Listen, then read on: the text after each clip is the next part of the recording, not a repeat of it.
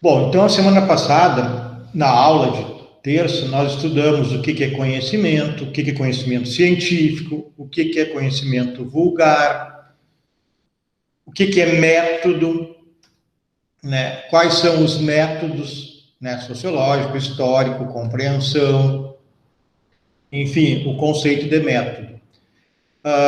Depois nós trabalhamos em cima da ideia do direito, o que é o direito, qual é o conhecimento que o direito produz, e nós concluímos que o direito é uma ciência, né? É um fenômeno, né, que se distingue pelo seu método e também pelo seu objeto. O método do direito é a atividade intelectual de todos os operadores do direito. E o objeto é a produção das leis, dos princípios, enfim, do sistema jurídico.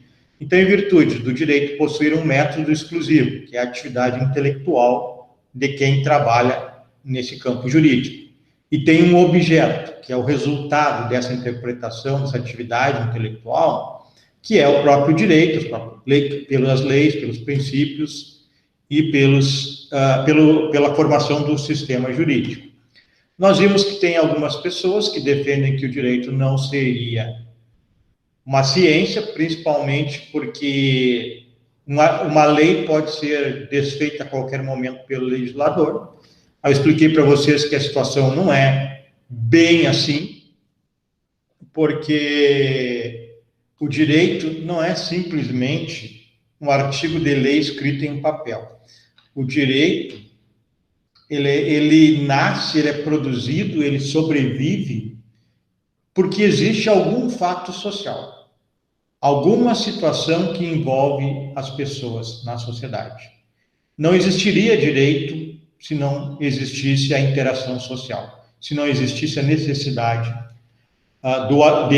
de os homens agruparem-se e haver algum controle sobre todas as atividades que o homem exerce. O homem é um ser complexo, o homem não é algo que se possa dizer matemático, tipo, o homem é um resultado de 1 mais 1 é igual a 2. Não. A gente não sabe qual é o resultado do homem. O homem faz tudo. E cada vez vai mais longe. O homem não tem limite. Eu não estou falando que é bom ou ruim, é para ambos os lados. Faz coisas boas e coisas ruins. Então, a lei também, obviamente, ela tem que trabalhar com essa complexidade. Então, ela não é uma coisa que está escrito ali em preto no branco, uma tinta preta no papel branco. Ela é muito mais que isso, ela está vinculada à nossa maneira de viver. Então, não é simplesmente um legislador chegar lá e destruir uma lei, desconstruir uma lei. Não, não é bem assim, né? Existe toda uma situação que envolve desde as pessoas que ele representa até os demais pares no Congresso Nacional, na Câmara dos Deputados, na Câmara dos Vereadores. Então, o direito, né, nós vimos que é uma ciência, não é tão fácil assim de desconstituir. Bom, então vamos para a aula de hoje. Eu falei para vocês que nós estudaríamos as escolas que tentaram definir por que o direito é uma ciência. Elas tentaram explicar por que nós obedecemos às leis. Por que nós consideramos o direito como algo legítimo e nós obedecemos a ele. E se não obedecemos, as consequências existem, todos sabemos, né? Então vamos ver essas escolas. A partir de agora eu não irei vê-los. Qualquer coisa, chamem pelo microfone.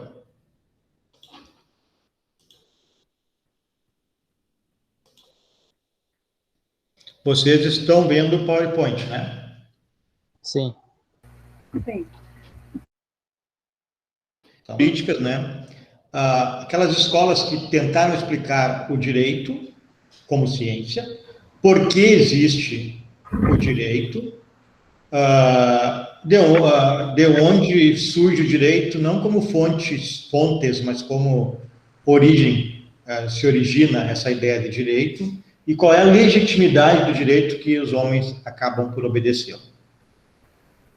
O justnaturalismo é a primeira escola do direito natural. Jus é direito, naturalismo, natural. Então, direito natural. A primeira escola é do direito natural. Para essa escola, todos os homens são iguais perante a lei, que é uma norma justa. Então, aqui na realidade, deixa eu acertar uma coisa aqui que ficou misturada. Essa parte aqui não deveria estar junto. Agora sim.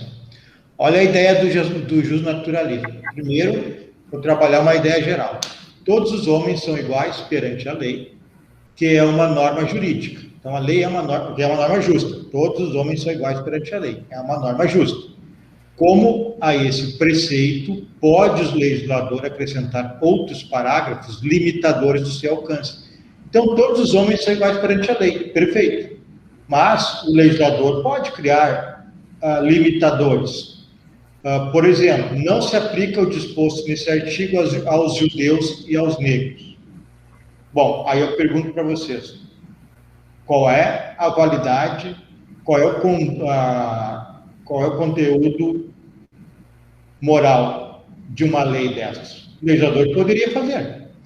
Então, uma lei dessas, num Estado democrático de direito como o nosso, não tem validade ética e nem jurídica. Ética no campo da moral, do que é certo e o que é errado, e no campo jurídico também não, porque a nossa Constituição proíbe isso taxativamente. Mas em outro Estado não democrático, como já existiu no próprio Brasil a escravidão. Então, todos são iguais perante a lei, mas não se aplica aos escravos, porque os escravos eram considerados objetos, coisas, e não pessoas. Então, quando é válido o conteúdo de uma norma? Se o legislador pode criar uma lei, e ele pode impor restrições, quando que é válido um conteúdo de uma norma? Como que eu vou saber que o legislador, então, não pode criar essa segunda parte? Não se aplica o disposto nesse artigo aos judeus ou aos negros. Da onde surge essa afirmação que eu estou falando para vocês, que não se pode fazer uma lei como esta? Então, o direito vem nessa ideia, vamos adiante. Bom, então, o justnaturalismo, ele tem uma ideia de orientação divina. Por quê? Uma ideia de que o homem é um ser da natureza e ele recebeu, divinamente a vida. Então, a partir daí, o direito natural tem orientação, advém das religiões, advém do ser superior. As normas são naturais, desde o nascimento do homem, e elas advêm de um ser superior. Então, nós tivemos essa orientação primeiramente divina. Por exemplo, o Código de Hammurabi é um código que se sustentava que era uma orientação divina, uma ideia religiosa. Como nós temos ainda no mundo algum Alcorão, etc., que são ideias religiosas, que são as leis de determinados países. Bom, depois, no segundo momento, sai essa ideia divina, porque ficou difícil de sustentar, com o advento do iluminismo, ali no século XVIII, 1700 e pouco, que o homem começou a entender que ele era um ser racional e ele poderia racionalmente se gerir o seu estado, criar leis, que não adviria apenas da ordem divina. Surge uma nova orientação ao justnaturalismo, que é uma orientação moral ou racional. Então, na Grécia, por exemplo, os filósofos debatiam a necessidade de ter lei sobre esses aspectos, ou seja, não apenas de origem divina. A lei não vinha mais de Deus, mas da razão que os seres humanos possuíam e do seu campo moral.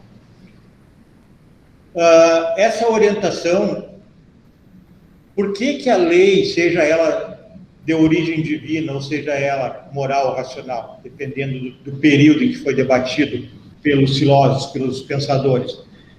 Porque era um motivo de preocupação, porque o direito está ligado à liberdade, à vida, ao patrimônio das pessoas. A nossa vida está ligada à lei. Não matar, é crime matar, minha vida depende disso. Liberdade, meu direito de ir e vir, a lei pode restringir. Patrimônio, a lei pode restringir, pode me autorizar a ter patrimônio, pode não autorizar a ter patrimônio. Então, o debate sobre a origem da lei, do direito, se era divino, se era moral, racional, é por essa situação, que é motivo de preocupação para todas as pessoas desde os primórdios da civilização. Então, nesse primeiro momento, direito natural. Inicialmente, a lei, os regramentos eram de origem divina, exemplo, Código de Hammurabi. Posteriormente, se começou a ficar difícil de sustentar que a lei vinha de um ser superior, que nós não conhecemos, não vemos, e aí se passou a ter a ideia, então, de uma orientação moral ou racional.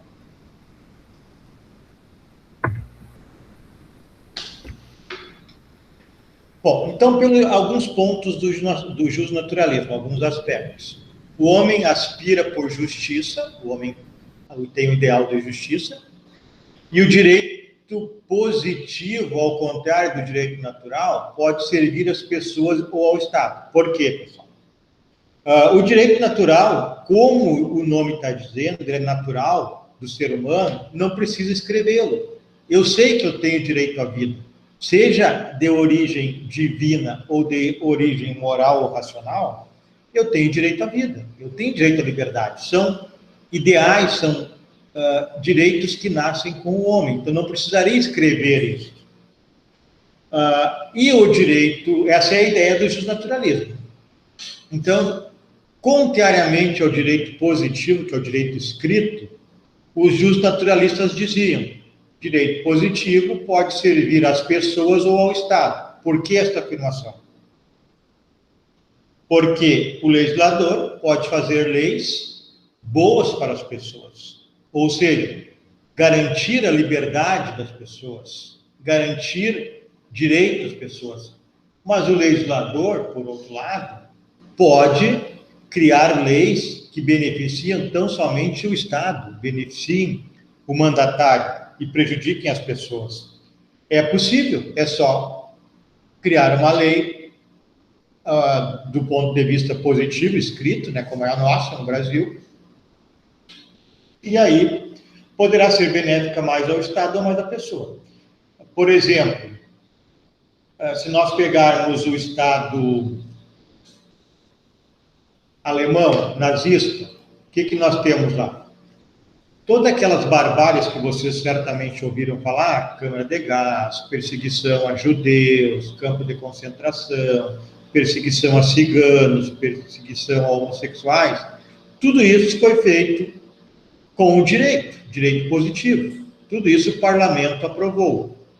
Tanto que nos julgamentos, depois, ao final da Segunda Guerra Mundial, os militares, principalmente, e outras pessoas que trabalharam para o regime nazista, diziam isso: olha, eu cumpri a lei dizia que eu tinha que mandar para a câmara de gás. Eu era militar, eu tinha que cumprir ordens. Então, isso é o direito positivo. Por isso que os defensores do direito natural têm essa afirmação: o direito positivo tanto pode servir ao direito às pessoas quanto ao Estado. Enquanto o direito natural, como é um direito do ser humano, em tese, ele serve somente às pessoas. Se tiverem alguma dúvida, vão perguntando.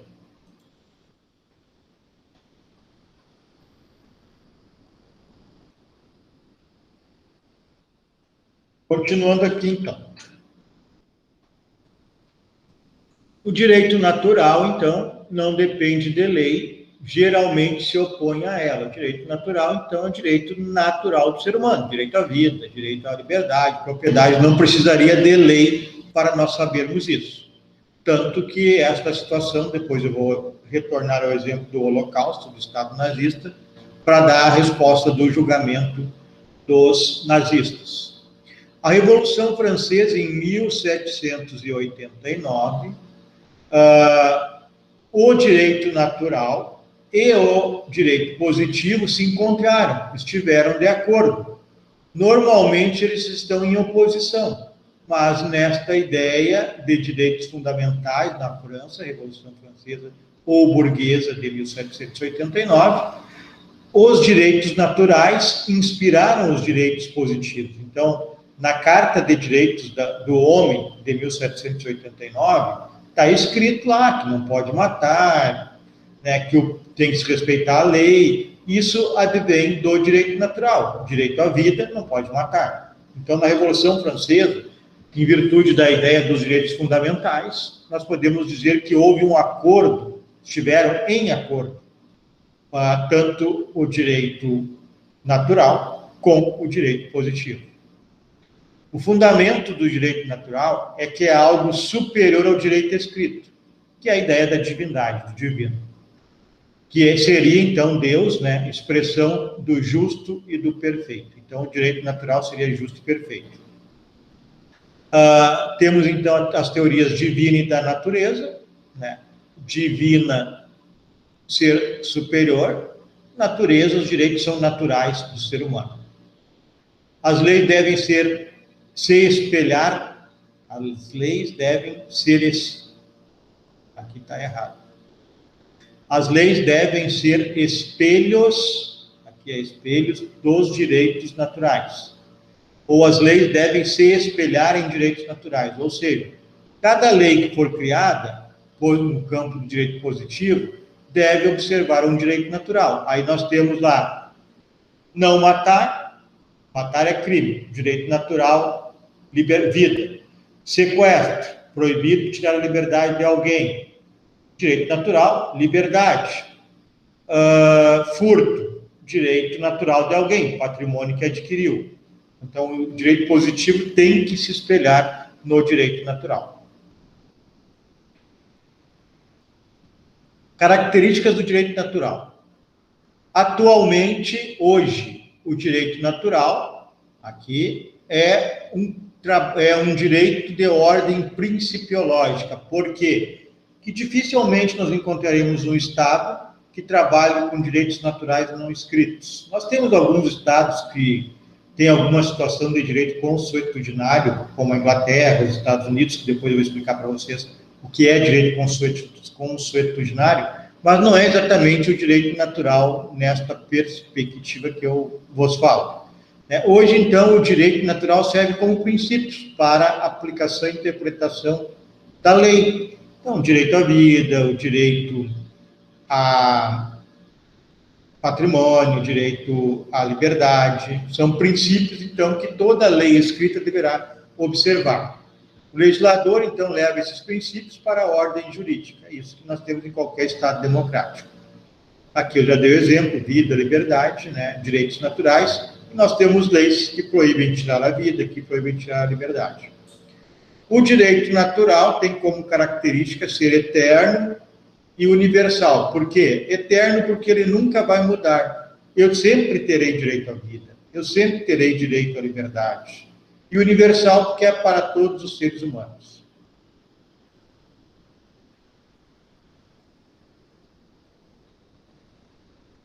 Bom, deixa eu voltar à questão lá do Holocausto. Como eu falei para vocês, o direito, o Estado alemão nazista, ele foi criado em cima de aparente legitimidade, ou pelo menos, sendo ilegítimo, de aparente legalidade. O parlamento aprovava as leis, né, do Estado nazista, protocoladas, enfim, criadas lá pelo Hitler e seus assédios. Bom, então, no julgamento, depois do final da Segunda Guerra Mundial, no julgamento, os líderes nazistas foram ao Tribunal de Nuremberg, criado para isso, o que também é um erro, mas foi criado para julgar os nazistas, e eles alegavam: eu cumpri a lei, como vou me punir? Eu sou militar, cumpro ordens, como vou me punir agora, se eu cumpri o que o direito do Estado falava? Então, se assentou uma problemática: como vamos punir aqueles que deram causa ao maior morticínio que a história tem conhecimento? O que foi utilizado? O direito natural. Então, se utilizou que todo homem tem direito à vida, não se pode fazer leis para tirar esse direito. Todo homem tem direito à liberdade, não pode fazer leis para colocar as pessoas em campo de concentração como se fossem animais, ou pior que animais. Todo homem tem direito a patrimônio, não se pode tirar seu patrimônio. O homem tem direito a uma lei justa para todos, igual para todos. Então, com base nesses princípios do direito natural, que esses indivíduos nazistas foram julgados, condenados e muitos enforcados. Então, esta é a ideia do direito natural. Eu pergunto para vocês, entenderam o que é o direito natural? Conseguiram entender esta situação do direito natural a ser diferente do direito positivo, que é o direito escrito, que passa por um parlamento? Sim? Sim, sim. Ô, professor, Pode falar. essa ideia do justnaturalismo, quem fazia parte dessa escola, os contratualistas, no caso do Hobbes, falava do direito natural também. Na realidade, esses filósofos mais modernos foram se afastando do direito natural, né? Eles foram já trabalhando com a ideia do direito do Estado, né? Direito escrito. Né? Nós temos pessoas mais antigas, filósofos, pensadores mais antigos, que tratam essa ideia.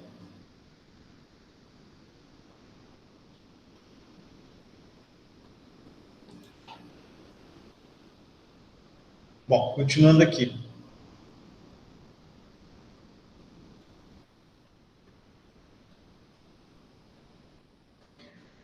Bom, então aqui eu fiz algumas anotações, né? Os primeiros princípios da moralidade correspondem ao que há de permanente e universal na natureza humana.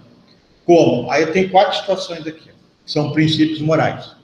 Primeiro, letra A, deveres do homem para consigo mesmo. Como o homem deve conservar-se, deve preservar no ser, não deve destruir-se. Com base nesse princípio de direito natural, como eu disse para vocês, atualmente o direito natural é um campo principiológico e não uma lei, com base nessa ideia que se criaram leis. Não matar, não se suicidar, não retirar a vida, né, do próximo, enfim, não matar. Letra B, deveres do homem para com o primeiro grupo social dentro do qual vive, isto é, para com a família. O homem deve unir-se a uma mulher, procriar e educar seus filhos. Então, com base nesse princípio de direito natural, surge a ideia, né, do casamento, através temos o Código Civil que disciplina isso. A ideia da criação dos filhos, né? O Código Civil também trata da responsabilidade dos pais sobre os filhos. Então, com base nesse princípio, surge outra legislação escrita. C. Dever de respeitar sua racionalidade, ou seja, sua inteligência. O homem deve procurar a verdade, isto é, deve buscar o conhecimento da realidade. Então, com base nisso, o direito à educação, direito a estudar. E letra D. Deveres do homem para com a sociedade. O homem deve praticar a justiça, dando a cada um o que é seu. O homem não deve lesar o próximo. Então, o Código Civil disciplina situações de quando alguém lesiona outra pessoa, o dever de ressarcimento, indenizações, etc. Então, a ideia do direito natural surgiu como uma ideia divina, esses mandamentos naturais vinham de origem divina, depois passa no segundo momento para a questão da natureza do ser humano, ou seja, do ser racional, e por fim, atualmente, ela vira princípios para a criação de leis. O direito natural continua sendo muito importante hoje, mas como base principiológica, como sucedeu no julgamento dos alemães. Bom, depois nós tivemos opositores ao direito natural. Obviamente são os positivistas, aqueles que não querem saber de um direito natural, querem saber de um direito escrito. Nós estudaremos depois essa escola. Então, o direito é somente o escrito para essas pessoas. Havia uma discordância na questão da imutabilidade e universalidade. Ou seja, os opositores sustentavam, ao contrário dos justnaturalistas, que o direito não tem essa de imutável universal, ele sempre vai evoluir. A função do direito natural é assegurar direitos como liberdade, comum a todos, né? Mas os opositores, então, tinham essa ideia de que o direito natural era menor que o direito realmente era o que estava escrito. Direito natural e direitos humanos. Na realidade, é uma ligação, né, pessoal, bem intrínseca, bem próxima. Direito natural tem tudo a ver com os direitos humanos, porque direito natural é os direitos inatos que nascem com o ser humano. E os direitos humanos, os direitos fundamentais, basicamente, são estes também, né? Então, são direitos básicos, então tem uma identidade, né? São diferentes, mas são próximos. Então, o direito à vida, eu tenho escrito nas convenções de direitos humanos sobre direito à vida. Patrimônio, educação, devido processo legal, por exemplo. Tudo surge, então, de princípios do direito natural. Os direitos fundamentais, então, ou direitos humanos, se solidificam a partir dos direitos humanos. Por isso que eu digo, há uma ligação muito próxima do que nós conhecemos hoje como direitos fundamentais ou direitos humanos aos direitos naturais do ser humano. Segunda escola, pessoal.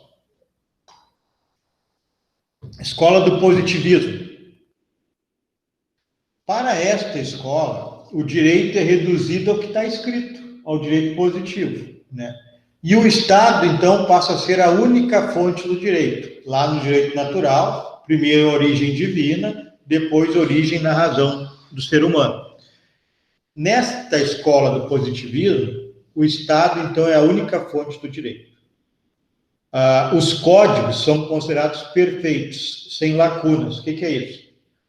O código, depois de escrito, depois de publicado, promulgado, seja como for que ele chegar para ser utilizado em um Estado, ele é considerado perfeito, não terá lacuna. O que é uma lacuna? Uma lacuna é uma brecha, é um vazio em que o juiz se depara diante de um fato concreto na sociedade e ele vai para o código e não acha solução. A lei nem sempre vai ser tal e qual o que acontece na rua.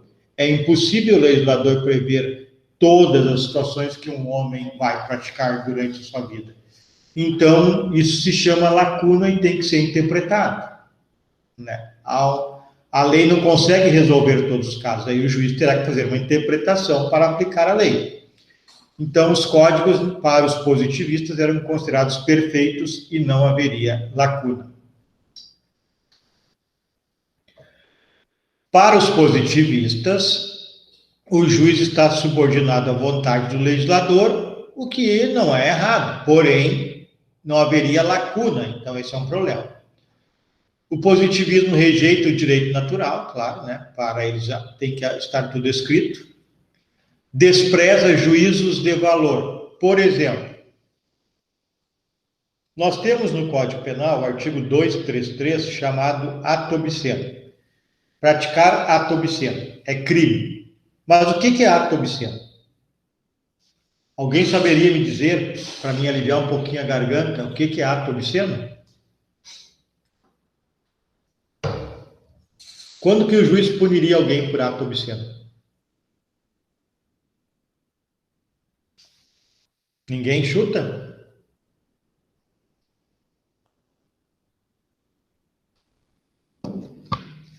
Ato obsceno, pode falar, Felipe. Não sei, uma pessoa sair nua na rua, por exemplo? Pode ser, é isso aí. Ato obsceno está vinculado à ideia de ter uma conotação sexual. Tá? Então, sair nu na rua é um ato obsceno. Agora, todas as práticas, me ajudem aí, alguém responda, todas as práticas que têm algum vínculo de conotação sexual podem ser enquadradas como ato obsceno? Ou o juiz vai ter que valorar?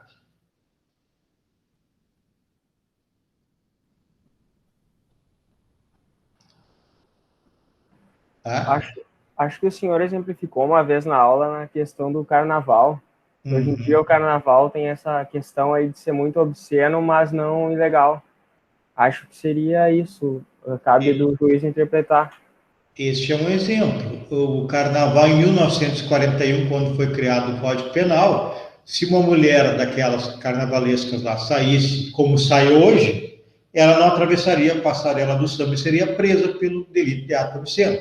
Hoje elas andam praticamente, eu acho que elas, homem eu não vi, enfim, praticamente nuas ou nus dentro lá da passarela do samba.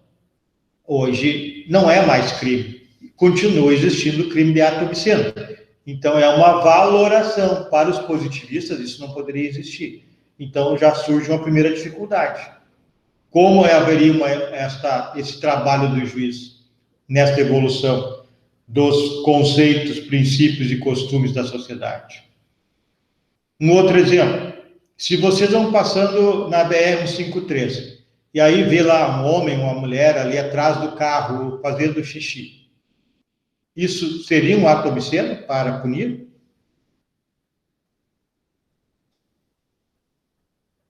O que vocês acham?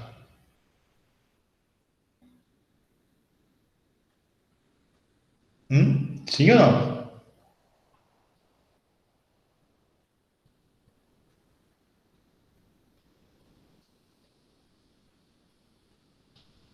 E aí ninguém? Ou todo mundo está jantando, não está assistindo a aula? Eu tô em dúvida mesmo. Na realidade, Felipe, Luan, Gabriele, Júlia, Eduarda, Maria, Elisandra, Thalia, que é quem eu vejo aqui o nome, na realidade, em princípio, não é crime. Depende, obviamente, da situação. Estou falando daquele ali meio escondido, atrás do carro, certo? Então, não é um crime. Agora, e se fosse para o direito positivo, seria crime, porque o indivíduo está ali nu, o homem ou a mulher ali nu, mesmo fazendo uma necessidade, está ali nu. Poderia ter que achar outro lugar para fazer a sua necessidade, né? Então, nós temos esta questão no direito positivo. Vamos adiante.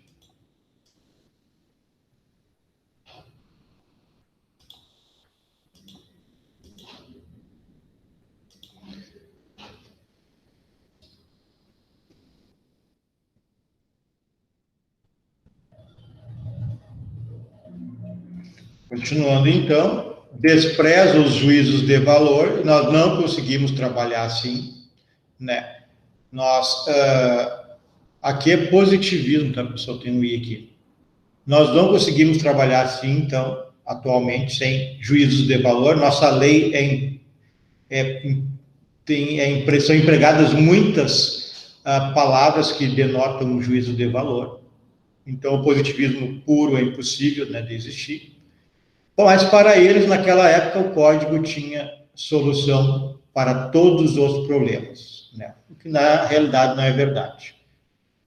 Tanto é que o julgamento de Nuremberg dos nazistas não pode ocorrer pela lei alemã. Aí teria que absolver os indivíduos.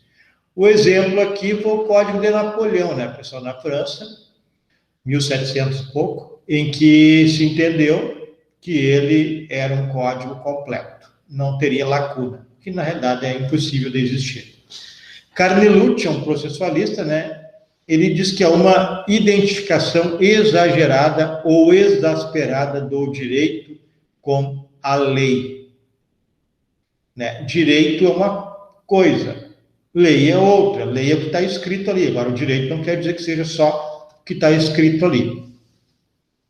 As críticas aos positivistas limita o campo de observação aos fatos concretos, ou seja, o aplicador da lei tem que apenas se ater aos fatos e vai ter que decidir, sem fazer juízo de valor. E às vezes não vai ter solução, não tem lei aplicável. Exemplo, os atos obscenos.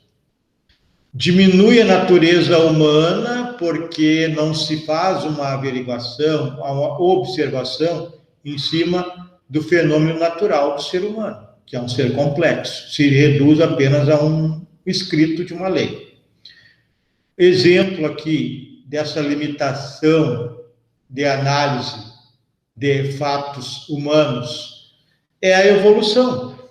Nós tivemos o flagrante dos crimes informáticos. Tivemos aquela situação que o STF mandou prender um deputado porque ele largou um vídeo insultando os membros do STF, instigando as pessoas aí para cima do STF, a fechar o STF, instigando o golpe militar, e ele foi preso em flagrante. Tecnicamente, aquele crime não seria um crime permanente para um flagrante, mas a evolução da informática que não existia e que agora existe é de se pensar. Pode mudar o crime de inserir um vídeo na internet, na rede social, de instantâneo, consumação instantânea para permanente, é de se pensar. Então, esta é uma evolução que somente o positivismo não me daria, porque ele não valoriza as situações que podem advir com a evolução do direito. O positivismo sustenta e sustentou regimes autoritários, acabamos de ver o regime alemão, baseado em lei escrita. As regras jurídicas têm um valor, um significado, que é o que eu acabei de falar, atos obscenos. Então, essa é uma crítica. As regras jurídicas têm valor que tem que ser analisado pelo aplicador da norma. Aqui tem um bom exemplo, a revolta dos fatos contra os códigos. Deveras, a extraordinária exuberância da vida não cabe nos limites de um código. A vida, pessoal, é maior do que se pode escrever num código. O legislador não consegue prever tudo o que nós vamos fazer na nossa vida. Novas necessidades, novos meios de transporte, novos usos, novos ideais, mostram quão vã é a esperança de que se possam elaborar normas jurídicas definitivas. Não tem como. O direito natural à vida vai existir sempre. Agora, a norma escrita, ela vai ter que evoluir, né? Exemplo, essa questão aqui dos crimes informáticos. Exemplo, a questão do ato obsceno. Então, essa é uma crítica. Bom, a partir desses dois grandes embates, da escola do direito natural e da escola positivista, surgem outras escolas que tentam também explicar a legitimidade do direito. Por que nós seguimos o direito? O direito como ciência. O primeiro deles é uma escola que tem umas ideias que são muito utilizadas até hoje, se chama utilitarismo. O grande expoente foi o Jeremy Bentham, né? O que diz essa escola? As normas interpretadas pelo ponto de vista real. As normas devem ser interpretadas pelo ponto de vista real. Ou seja, se deve fazer uma avaliação dos fatos. E aí se chega à conclusão que justo é o que traz mais felicidade. Justo é aquilo que traz mais alegria ao maior número de pessoas. Justo é aquilo que o maior número de pessoas concordam. E aí eu faço uma pergunta para vocês. É uma boa escola, a escola do utilitarismo? Ao dizer que correto é aquilo, justo e correto é aquilo que faz o maior número de pessoas felizes. É uma boa teoria ou não? Ou pode ter algum perigo? Acho que para as minorias não deve ser uma boa escola. Perfeito. Quem é que falou que eu estou sem a tela? Luan. Luan. Perfeito, Luan. Muito bem pego. Não é uma boa escola, por isso. Nós podemos utilizá-la pontualmente, em algumas situações, ela serve, mas não é uma boa escola como uma ideia geral. Para as minorias, não. As minorias judias dos campos de concentração certamente não gostavam que a raça ariana fizesse tudo o que fez em nome de uma supremacia de uma maioria, né? A questão homossexual, a questão dos negros, a questão de movimentos sociais, sem teto, sem isso, sem aquilo, ateus, né? Tem problemas com essa teoria. Então, ela realmente não é uma boa teoria para toda e qualquer situação. Alguma pergunta sobre isso, pessoal? Outra escola é o teleologismo. Inclusive, nós temos um mecanismo de interpretação da lei que é o teleológico, que nós estudaremos mais adiante. O teleologismo do IEL, o que dizia essa escola? As normas devem ser interpretadas conforme os fins por ela buscados. Ou seja, quando o juiz for aplicar uma norma, se ele não conseguir entender, não tiver uma lei que caiba redondinho naquele fato que ocorreu, ele terá que buscar qual é a finalidade da norma. Aí sim, com base nessa ideia, aplicar a lei. Bom, finalidade, quando o legislador criou a norma, era esta e aquela, ou aquela. Então, vou aplicar a norma de acordo com esta finalidade. Então, a norma jurídica, né, se torna um meio para garantir a finalidade daquela própria lei, daquele direito. Livre investigação científica, uma outra escola, François Genie, e os aspectos dela, os dogmas dela eram estes. Os códigos tinham todas as soluções. A interpretação jurídica deve buscar a vontade do legislador. Ou seja, existe um código, vamos usar o código, eles têm as soluções, mas, se precisar interpretar, nós buscaremos a vontade do legislador. Então, ela já entra nas ideias do teleologismo. Lei escrita não resolve problemas diários sociais. As normas se aperfeiçoam com base na evolução e necessidades sociais também, tá, pessoal? Tem uns errinhos aqui, depois eu vou consertar. Então, a lei escrita não resolve os problemas diários sociais. Por quê? Porque os problemas evoluem, os problemas sociais evoluem, as relações sociais evoluem. E também porque, como eu falei diversas vezes hoje, nem todos os fatos que ocorrem conseguem ser corretamente ou com facilidade colocada diante de uma lei. Não bate a lei com o fato, muitas vezes. As normas se aperfeiçoam com base na evolução e nas necessidades sociais. Ok.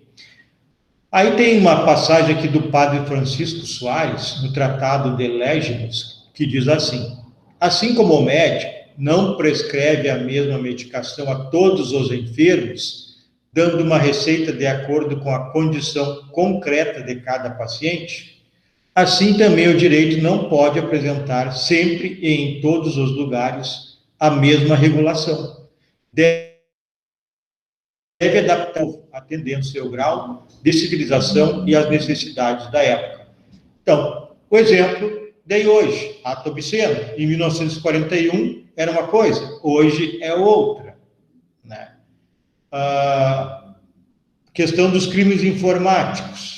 Não existia essa necessidade, não existia internet, ou ela não era abundante entre as pessoas. Hoje é, então eu preciso de novas leis, né? Então a lei, e preciso de algumas regras processuais, como eu dei o exemplo do flagrante, se adaptar aos novos tempos. Posso ou não posso prender em flagrante alguém que praticou um crime de informática e postar um vídeo? Se fosse antigamente, só poderia no momento que estivesse postando o vídeo. Atualmente, se tem uma evolução, que ainda é muito recente, não sei se vai progredir, de que enquanto o vídeo estiver na rede social, é flagrante, a pessoa pode ser presa por prisão em flagrante.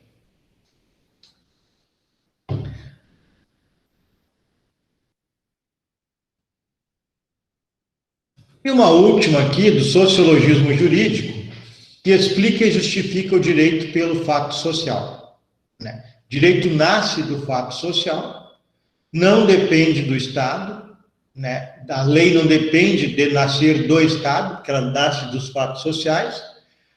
Os costumes são codificados, ou seja, o que é costume numa sociedade acaba se criando uma lei. Então, a partir de 1950, centra-se na função social do direito. Bom, pessoal, vamos conversar um pouquinho sobre tudo que nós vimos hoje.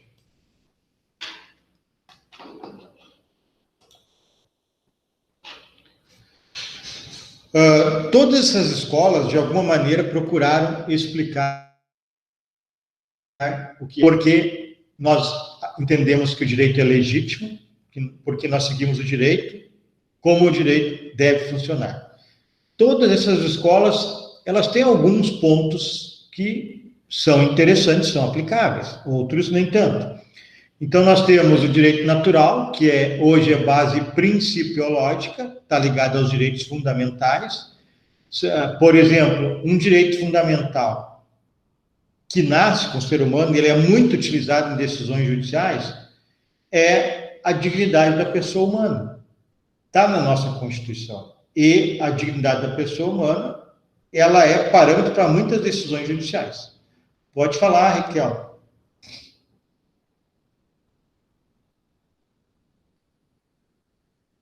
Oi, Raquel, quer falar? Não é ligado o microfone. Bom, as outras escolas, o positivismo, o nosso direito é um direito escrito, é um direito positivo, pessoal. Mas nós não podemos levar o atual direito das nações democráticas ao extremo daquela escola positiva que dizia que não haveria mais lacunas a partir da codificação, da escrita da lei em um código. Não podemos levar a esse patamar, mesmo tendo direito positivo. Então, nós não podemos pensar, olha, eu sou positivista e a lei está escrita, tem que ser cumprida de acordo com o que está na lei. Isso é impossível. A lei, muitas vezes, vai ter que ser interpretada. Dei o exemplo do ato obsceno, dei o exemplo dos crimes de informática.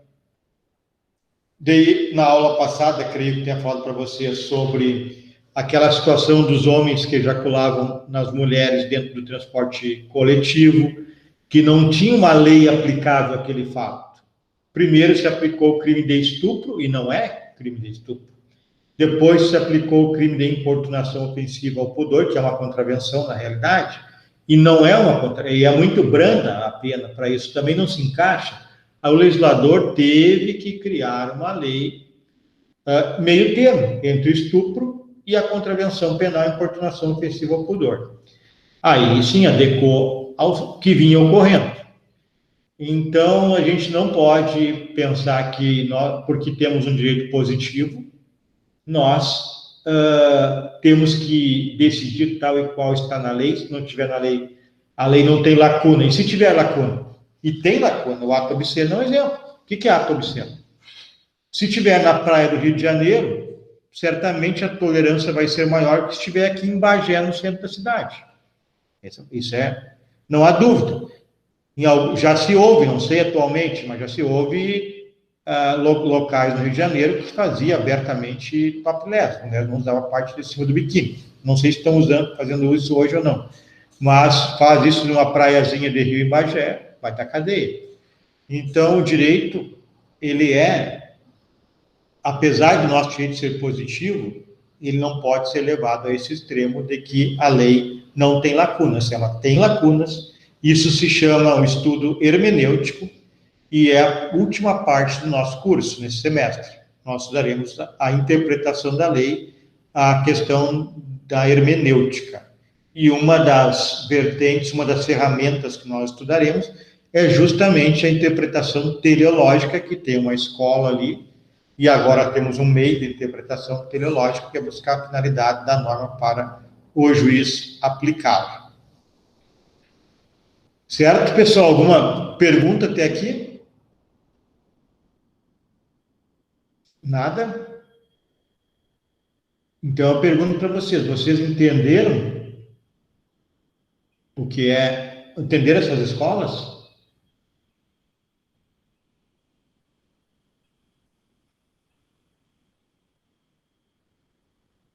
Entendi.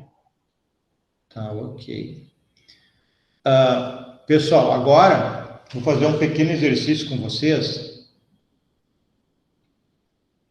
Eu vou mandá-los para umas salas temáticas e vocês fiquem 5 minutos lá e eu vou puxá-los de volta. Eu quero que vocês deem uma conversada, vocês vão ir para pequenos grupos de 3 ou 4, deem uma conversada.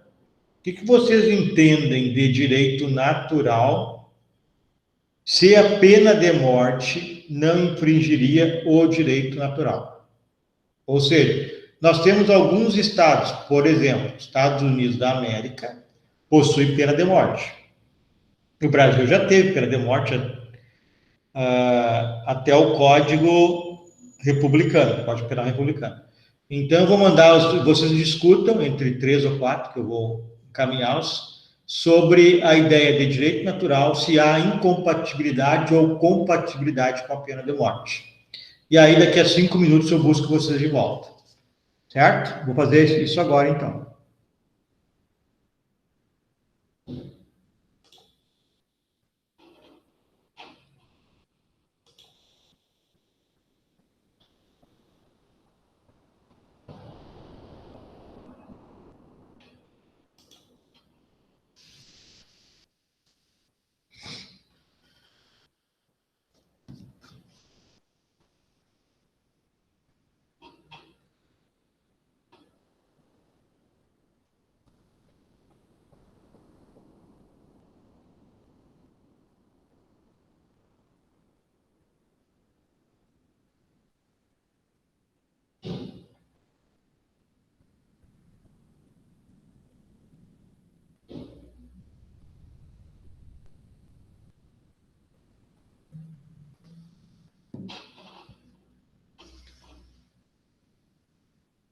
Oi, alguém está me ouvindo aí?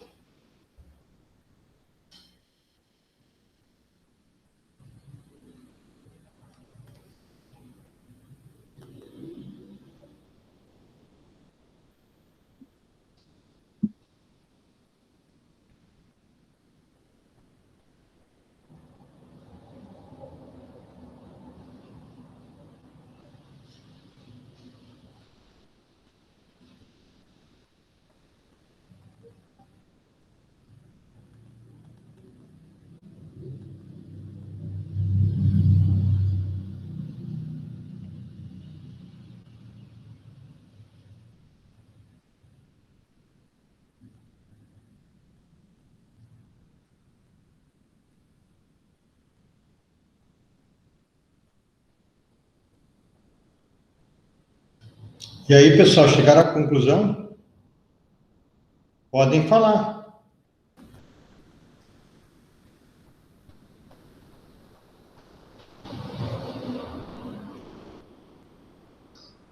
O que vocês decidiram nos grupos de vocês? O meu grupo, que era eu, o Felipe, o Luan, a Maria Caroline e o Adriano, a gente chegou à conclusão que, na concepção literal do sentido natural, a pena de morte iria infringir nesse direito de tirar a vida do outro. Porque o direito natural é a vida, daí a pena de morte vai privar o indivíduo de ter o direito natural dele, mesmo que ele tenha feito a mesma coisa com outra pessoa.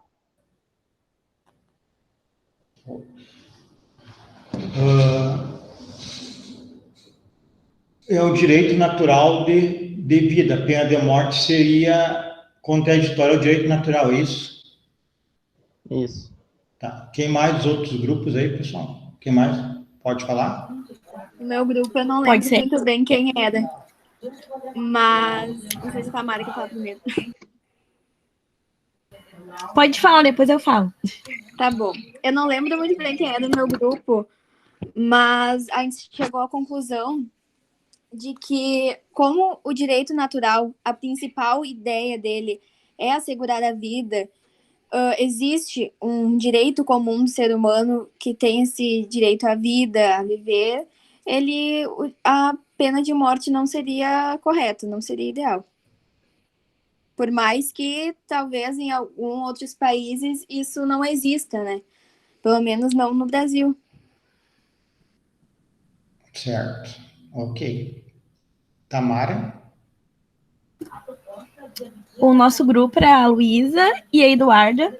A gente achou a mesma ideia parecida com a do Felipe, com a da Stephanie, que se a gente for fazer a pena de morte pensando nas leis do naturalismo, né, direito naturalista, vai infringir porque as leis naturalistas estão dizendo que como é que eu vou supor? Direito principal seria a vida, entendeu? E aí a gente vai estar infringindo isso com a lei da pena de morte. Ok, tá certo, Tamara. Alguém mais quer falar? Bom, pessoal, as ideias de vocês, né, têm razão de ser, pegaram bem. O ideal o melhor é chamar de direito natural, não naturalismo, que pode dar uma outra conotação, né, chamar de direito natural. E realmente a pena de morte existe em alguns países, existiu no Brasil, e ainda existe em alguns países, mas ela não se encaixa nos ditames do direito natural. Porém, não dá para dizer que é ilegal, porque há leis em alguns países, leis legítimas criadas pelos parlamentos, autorizam. Então, a ONU e a Convenção Americana de Direitos do Homem propugna que os estados partes da Convenção Americana aqui das nossas Américas, que não têm pena de morte não podem nunca mais ter, e os estados que têm devem abolir assim que for possível. Nós temos ainda alguns, como os Estados Unidos, que ainda mantêm a pena de morte. Mas a ideia de vocês está certa. Pessoal, então eu quero dizer para vocês aí que aos pouquinhos vocês vão participando, a ideia é essa, vocês têm que participar, não fujam, vocês têm que perder o medo de falar, podem falar. Se estiver errado, eu vou falar para vocês na boa, não tem problema nenhum, é assim que funciona. O friozinho na barriga é bom, vai sempre existir, então metam a cara e falem. Então, para quem falou hoje, parabéns, para quem não falou, tente falar numa próxima, temos que discutir. O pessoal do direito é o pessoal que discute, é o pessoal que não aceita, é o pessoal que busca, que quer saber mais, assim. O pessoal, então, da discussão. Certo, pessoal? Então, se não tem mais nada a falar, a gente encerra por aqui. Desejar para vocês uma boa semana. Na próxima terça, então, nós teremos a palestra chamada Aula Inaugural, que eu vou achar o cardzinho e coloco ali no grupo do WhatsApp para vocês. Aí acessem aquele link e depois façam o TDE, um resuminho desta palestra. Então, boa noite a todos. Boa noite. Boa noite. Boa noite. Boa noite. Boa noite. Boa noite. Boa noite. Boa noite.